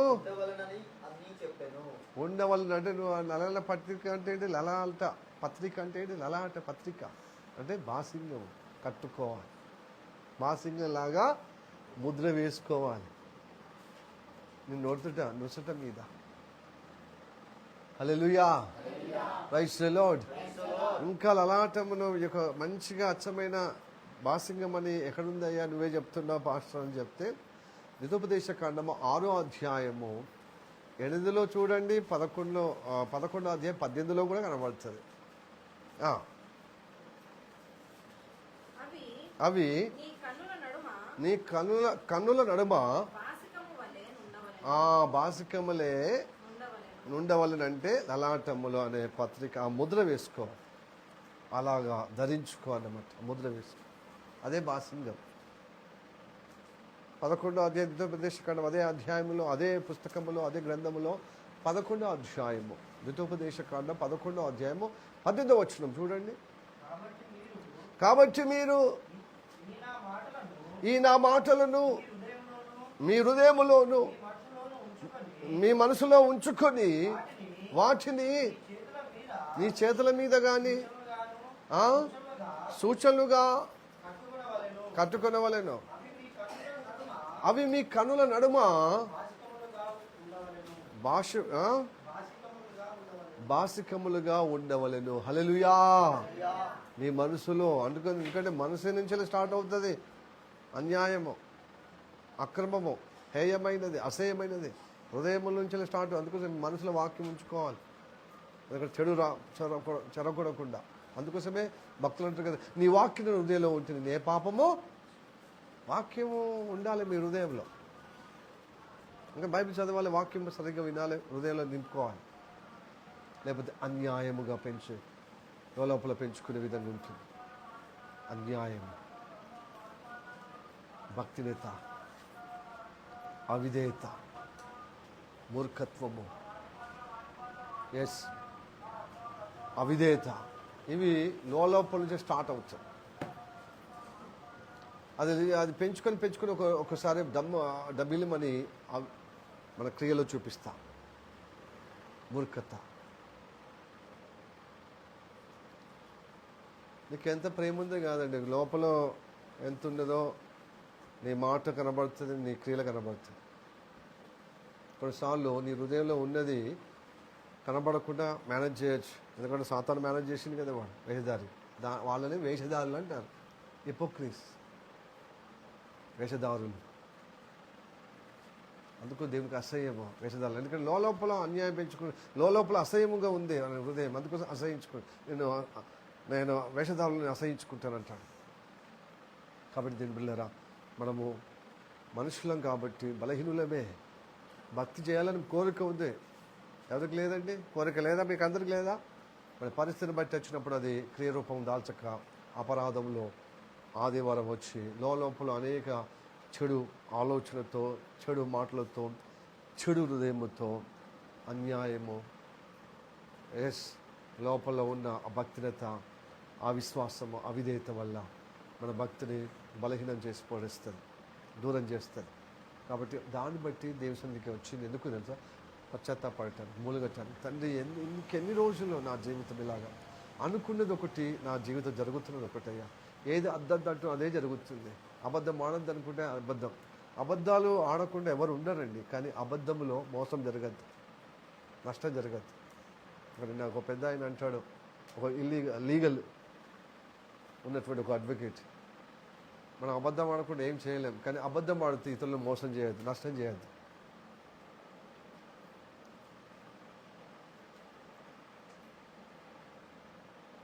అట్లాగంటే ఇంకేంది, మా అబద్ధాలు ఆడదామా? ఒక అమ్మాయి ఉంది, చెప్తే వినలేదు,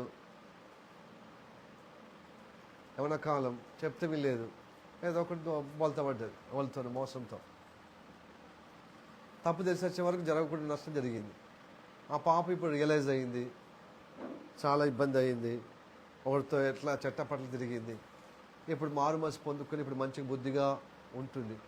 మరి రేపు ఒక అయ్యకి ఇచ్చినప్పుడు ఆ పాత జీవితం, ఆమె దోషం, యథార్థంగా మనం ఎవరికి అబద్ధం ఆడద్దని చెప్పి ఆ పాపను పలాని సమయంలో ఇలా జరిగిందంటే ఎవరైనా ముందుకొస్తారండి? వస్తారా? అప్పుడు మనం ఏం చేస్తాం?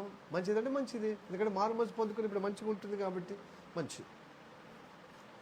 అక్కడ అబద్ధం ఆడినప్పటికీ ఒకరికి క్షేమం జరుగుతుంది. అర్థమవుతుందండి?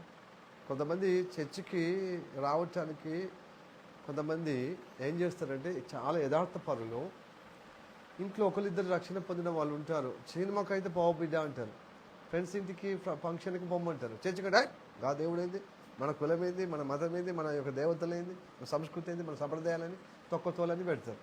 వాళ్ళు ఏం చేస్తారు? సినిమాకు పోతారా అంటే అన్నారు, కానీ ఏమన్నారు కాబట్టి సినిమాకు పోతా అని చెప్పి చర్చికి వస్తారు. అలాంటి అబద్ధం ఆడి చర్చికి వచ్చినట్ట చెప్పండి? మరి దేవుడు అబద్ధం ఆడద్దు కదా అంటాడు. అరే, అబద్ధం ఆడితే ఒక మేలు జరుగుతుంది కదా. అట్లాంటి సమయంలో అబద్ధాలకు దేవుడు కన్సిడర్ చేస్తాడండి. ప్రతిదానికి అబద్ధం అంటే డొక్క తీర్చి దోల కడతాడు. అబద్ధికుడు అసలు కూడా వస్తాడు అనమాట. నువ్వు నా వాడివిరా, నువ్వు దేవుని వాడివి కాదు అని చెప్పి ఇంకా అబద్ధంలో పడేస్తాడు. పర్పస్ చూసి దేవుడు క్షమిస్తాడు అనమాట. అబద్ధం ఆడితే అతికినట్టు కాదు, బొంతన కాదు, కానీ మోసం చేయకుండా, అది కీడు జరగకుండా ఆ అబద్ధానికి దేవుడు కన్సిడర్ చేస్తాడు. అబద్ధం ఆడితే ఇతరులకు నష్టము, నీకు కీడు, నీకు ఇబ్బంది అయితే ఆ అబద్ధానికి అబద్ధంగా ఫలితం ఇస్తాడు. హలో, కాబట్టి ఏం చేసాడు అనమాట? అది సరైన విధానంగా ఏదైనా కానీ అబద్ధంగా, వ్యతిరేకంగా మనం ప్రవర్తించాం. ప్రార్థన, భక్తినత, చెప్పింది చేస్తానని చెప్పి చెప్పక చేయకుండా, అది శరీరానికే హాయి చేసే విధంగా అనుకూలంగా చేసుకున్న జీవితమే చేసుకొని భక్తికి బలహీనం చేసుకున్నాం కాబట్టి మనం దానికి ప్రాయచిత్తపడాలి. అంటే నన్ను క్షమించుమయ్యా, నేను ఎదగాల కానీ తరగద్దయ్యా. ఇప్పుడే ఇట్లున్నప్పుడు రానున్న కాలంలో నా భక్తి నాకు ధైర్యం ఇవ్వకపోతే, అది నిరీక్షణకు ఆధారం కాకపోతే నా భక్తికి ఏం విలువ అని నీకు ఉండాలి కదా. భక్తి ఉంటే నీకు ధైర్యం రావాలి, నిరీక్షణ రావాలి, నిశ్చయత రావాలి.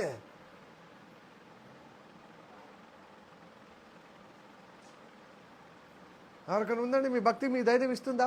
మీ భక్తికి మీకు ఒక నిరీక్షణ కలిగిస్తుందా? మనకు మంచి జరుగుతుందని ఒక నిరీక్షణ కలుగుతుందా? నీ భక్తినితో నువ్వు బాధ, అరే నేను ఇట్లా ఉన్నాను, రేపు ఇంకేం జరుగుతుందని అనుమానముతో, బాధతో, భయముతో, వేదనతో ఉంటలేమండి? చెప్పండి. అది చాలా ప్రమాదం కదా. ఏది భయపడతాం అదే వస్తుంది కదా. మరి ఎందుకు? మనకు విశ్వాసం కలిగిన భక్తి కావాలి. నీ భక్తి విశ్వాసం పెరగాలి. నీ భక్తి, నీ సహవాసము, నీ విశ్వాసం పెరగాలి, నమ్మకం పెరగాలి దేవుని మీద. నా దేవుడు నమ్మదని దేవుడు ఉన్నాడు, తప్పక సహాయం చేస్తాడు. నువ్వు విశ్వాసం, ఎందుకంటే దేవుని మాటల వల్ల విశ్వాసం వస్తుంది, వినడం వల్ల, సహవాసము వల్ల, వాక్యం చదవడం వల్ల విశ్వాసంలో నిలబడతాం, బలం వస్తుంది. అందుకోసం నిబ్బరము కలిగి జీవించో, మెలకువగా ప్రార్థనలో మెలకువగలిగి ఉండు. ప్రార్థన చల్లరిపోయిన విధంగా, మందగించే విధంగా, బద్దకిచ్చే విధంగా ఉండదు సోమరిగా. ఎందుకంటే మెలుకోపోతే నిద్రావస్థ అయిపోయి ఎంత చెప్పినా నిలవరిగా, తర్వాత రేపు జరగకుండా నష్టం జరుగుతుంది. ఎందుకంటే నిబ్బరము కలిగి మెలకువ కలిగి ఉండండి. నీ విరోధన సాతాను ఎప్పుడు మిగుదరా అని నిబ్బరం లేని వాళ్ళకు, మెలకువ లేని వాళ్ళకు వాడు అటాక్ చేస్తాడనమాట.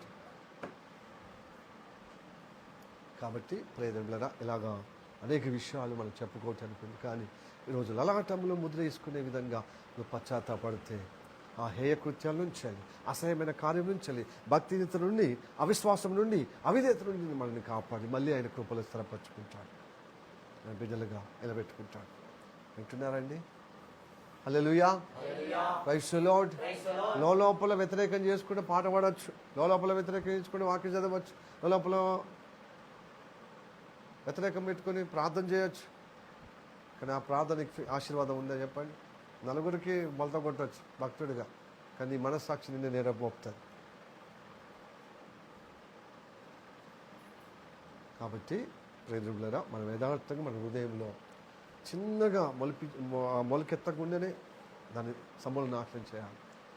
దేవుని దగ్గర యథార్థంగా కోరితే, దేవుడు నమ్మదని దేవుడు నీ కన్నీళ్ళను చూసి యాకోబును అంగీకరించే దేవుడు, దావీదును అంగీకరించే దేవుడు, అబ్రహామును అంగీకరించే దేవుడు, ఇస్సాకును అంగీకరించే దేవుడు తన ఇజ్రాయెల్ ప్రజలను, తన భక్తులను తన ఎడల యథార్థవంతులుగా కన్నీళ్లు నిలిపించిన దేవుడు కటాక్షిస్తాడండి. గొప్పగా దర్శించి మనం నిలబెడతాడు. ఎందుకంటే వాళ్ళ బలహీనతలు యథార్థంగా, బేషరతుగా, ఏమాత్రం దాపరికం లేకుండా యథార్థంగా ఒప్పుకొని వాళ్ళు ములుగుతున్నారు, కన్నీళ్ళు పెట్టుకుంటున్నారు. కాబట్టి న్యాయంగా నేను వాళ్ళకు లలాటం అనే ముద్ర అంటే నా బిడ్డలుగా స్థిరపరచుకుంటా, నా ముద్ర వేసుకుంటూ. Hallelujah, praise the Lord, praise the Lord. కనుక దుష్టుని సంహారక దూతల బారిన పడకుండా కాపాడబడదాం. దేవుని కృపలో, దేవుని సురక్షితలో, దేవుని కాపుదలలో, దేవుని యొక్క నడిపింపులో సాగిపోగలుగుతాం. కాబట్టి రండి, అంత తల్లి మంచి కలుముసుకుని ప్రార్థన చేద్దాం. దేవుని ముద్రలో ఇలా స్థిరపరచబడుటకు, లలాటములు ధరించుకునే విధంగా స్థిరపరచబడుటకు. ప్రైజ్ ది లార్డ్, హల్లెలూయా. మిక్కిలిగా ప్రేమిస్తున్న మా పరలోకమందున్న మా తండ్రి, నీకు వందనాలు, స్తోత్రము రాజా. ఇదిగో ప్రభా, ఈ పగటి కాలంలో తండ్రి నీ వాక్యం ద్వారా నన్ను దర్శించావు, నీ సేవకుని మరుగుపరుచుకున్నావుతో మా అందరితో మాట్లాడవయ్యా. ఈ లైవ్ ద్వారా చూస్తున్నటువంటి హైదరాబాద్ సంఘ బిడ్డలు, అలాగే స్థానికంగా ఉన్నటువంటి వరంగల్ సంఘ బిడ్డలు, ఇది చూస్తున్న వారు, చూడబోతున్న వారితో కూడా నువ్వు మాట్లాడుతున్నావని నమ్ముచున్నానయ్యా. ప్రభా, లోపల అన్యాయము తండ్రి ప్రభా, అయ్యా మేము రక్షణ పొందినా కూడా తండ్రి ఇంకా లోపల అన్యాయం అంటే అది అపవాది వైపున పోతున్నామయ్యా. మళ్ళీ నీ ఉగ్రతకు ప్రభా, భయంకరమైనటువంటి అయ్యా మా జీవితంలో కీడు మళ్ళా తలపెట్టుకునే విధంగా, ఘోరమైన మందగించే విధంగా, భక్తిరతంగా ప్రభా అయ్యా సహవాసం కోల్పోయే విధంగా, ముత్తులకే ప్రభా నీ కనికరము లేకుండా దూరమై ఆ దుష్ట ప్రభావం నుండి కాపాడుటకే, ఆ హేయమైన ఇదిగో కృత్యముల నుండి, హేయమైన కార్యముల నుండి, అసహ్యమైన కార్యముల నుండి విడిపించడానికే నాతో మాట్లాడేందుకు వదనాలు. అందుకోసం ప్రార్థన జీవితం దయచేయమయ్యా. ఇదిగో ఈ వారంలో ప్రార్థనలు ఏమి బట్టి క్షమించమయ్యా. వ్యక్తిగతంగా ప్రార్థన లేదు, ఉపవాస ప్రార్థన కూడా ఇదిగో ప్రభా ఇదిగో ప్రభు ఉండలేమయ్యా. ఒకవేళ ఉన్నా మా స్వార్థము, ఇదిగో ప్రభు భౌతికమైన ఏదైతే ఆర్థిక ఇబ్బంది ఉందో, ఏదైతే ప్రభా స్తోత్రము తండ్రి కావాల్సిందో అది దానికోసం ప్రార్థన చేస్తున్నాం తప్ప నా ఆత్మీయ జీవితం ఎదుగుదల కోసమో, ఆత్మల కోసము, నశించే ఆత్మల కోసము, సంఘ క్షేమాభివృద్ధి కోసము తండ్రి అయ్యా ప్రభు సువార్త కోసం తండ్రి ప్రార్థన చేయలేకపోతున్నాం. అయ్యా మా భక్తిలో స్వార్థం ఇదిగో ప్రభా, అయ్యా ప్రభా స్తోత్రము తండ్రి ఉందయ్యా. అందుకోసం ప్రభా ఇదిగో ఈ స్వార్థమైన జీవితం తండ్రి అసహ్యంగా అయిపోతున్నానయ్యా ప్రభా, తిరుగుబాటుగా అయిపోతున్నా తండ్రి. నీ వాక్యం వినకపోవడం తిరుగుబాటు అయ్యా. అయ్యా అందుకోసం ప్రభా నాకు అనుకూలమైన వాక్యం వింటున్నాను, ప్రతికూలమైన వాక్యం వదిలిపెట్టి నేనైతే ఇదిగో డబ్బుకు నా యొక్క చదువులో నేను సంపాదించలో పర్వాలేదుగా మంచిగానే ఉన్నాను, నన్ను నేను సర్టిఫై చేసుకుంటూ మందగించే విధంగా ఇదిగో ప్రభా అయ్యా ప్రభా స్తోత్రము తండ్రి ఇదిగో బద్దగించే విధంగా ఉన్నానయ్యా. ఈ బద్దగింపు నుండి మందగించు నుండి, ఈ సోమరితనం నుండి, భక్తినేత నుండి, అవిధేత నుండి ప్రభు, అవిశ్వాసం నుండి ప్రభు, నీలో నీ వాక్యము ప్రభు విని అయ్యా లెక్కలేని తరముగా చేస్తున్న ఆ దుష్టత్వం నుంచే నన్ను కాపాడుటకి నాతో మాట్లాడవయ్యా. కనుక ప్రభు స్తోత్రము తండ్రి, నా జీవితంలో ప్రభు లలాటములో ప్రభు నా ముద్ర అయ్యా నువ్వు అంగీకరించే ముద్ర నా జీవితంలో నా నొసటి మీద ఉండాలి, నా ఫోర్ హెడ్ మీద ఉండాలి అయ్యా ముద్ర. ఆ సైన్ ఆ గుర్తు ప్రభు నా జీవితంలో ఎప్పుడైతే ప్రభు ఉంటుందో అప్పుడే నేను ఓరవబడతానని సెలవిచ్చున్నాం. వారి నిమిత్తమే నువ్వు ఇదిగో ప్రభా బలియాగం గావించి వాళ్ళని విమోచిస్తున్నావని నువ్వు ప్రభా నువ్వు మాట్లాడవయ్యా. అయితే నాకు రావాలంటే ఆ ముద్ర పడాలంటే లోపల ఉన్న ఆ వ్యతిరేకమైన కార్యము తొలగిపోటుకు పశ్చాత్తాపదాయించమని ప్రార్థన చేస్తున్నాం. మూలిగిన వారికి యథార్థంగా ఒప్పుకున్న వారికి నిజమే కదని నేను ఖండించుకొని దుఃఖపడుతూ దుఃఖిలుడుతూ ములుగుతూ అయ్యా అవును కదా అని ఏకీభవించినప్పుడే నాకు ముద్ర పడుతుంది అయ్యా. ప్రభా నాకు దర్శిస్తున్నావయ్యా, నాకు లలాటమును ధరిస్తున్నావయ్యా, ఆ పత్రికను ముద్ర వేస్తున్నావయ్యా. అలాంటి అనుగ్రహం దయచేయమని ప్రార్థన చేస్తాను. దేవుడు దర్శిస్తలేడు కదా, దేవుడు సేవకుడికి మా మధ్యలో ఉంటలేడు కదా, ఇదిగో ఆయన దూరంగా పోయాడని రకరకాల కారణాల వల్ల మేము తిరుగుబాటుగా భక్తినితగా చేసుకుంటూ అవిధేతగా పాలవుతూ ఇష్టానుసారంగా మాకు తోచినట్టుగా జీవిస్తున్నా ఈ దుస్థితి నుంచి నన్ను కాపాడుటకే నాతో మాట్లాడేందుకు వద్దనా. అందుకే ప్రభు నన్ను క్షమించి మమ్మల్ని క్షమించమయ్యా. ఇంతగా మా కోసం ప్రాణం పెట్టి ఇక మమ్మల్ని రక్షించుకునే దేవా, ఈ రక్షణ కాపాడుకునే సహవాసంలో మమ్మల్ని నిలబెట్టుటకే ఈ సేవకుడి ద్వారా మాటి మాటికి మాతో మాట్లాడుతున్నావయ్యా. అది చెవియోగ్య విధంగా విధేయత కలిగి ఉండుటకు సహాయించు. ఇంకా ప్రభా మునుముందు ప్రభా నీలో ఎదుగుటకు క్షేమకరంగా ఉండుటకు సహాయం చేస్తామని నమ్ముచున్నాం. ముఖ్యంగా ఈ వారములో ఉన్న అవిధేయత, భక్తినిత ప్రభా స్తోత్రం, మూర్ఖత్వము ప్రభా అసహ్యమైన కార్యము తండ్రి ప్రభా నీకు అసహ్యం కాదయ్యా. నీ వాక్యం విన్నప్పుడు నాది నాకే అసహ్యం కలిగే విధంగా ఉన్నప్పుడు తండ్రి నిజంగా మేము పశ్చాత్తాపం కలిగే విధంగా, మూలిగే విధంగా, ఖండించుకునే విధంగా ఉన్న వారందరికీ ప్రభా నువ్వు మరలా అంగీకరించి నీ రక్తం ద్వారా పరిశుద్ధపరిచి నీ విమోచన ద్వారా సరిచేయబడి మళ్ళీ నీ జీవంలో పాలు పొందే విధంగా అలాంటి వారి కొరకు లలాటమును ముద్ర వేసే విధంగా ఉంటున్నామని నీ వాక్యం ద్వారా మాతో మాట్లాడిన విధానం బడి వదన మా శరీర ప్రాణమాత్మనిగా అప్పచెప్తూ ముందున్న సమయంలో ప్రభా యథార్థవంతులకు ప్రభా నీ జీవంలో పాలు పంపులు కలిగి ప్రభా ఇంకనూ నీలో ప్రభులుటకు స్థిరపరిచి జయంగా విజయంగా నడిపించమని యేసయ్య నామములో ప్రార్థించి అడిగి వేడుకుంటున్నాము పరమ తండ్రి. ఆమేన్ ఆమేన్ ఆమేన్ ఆమేన్.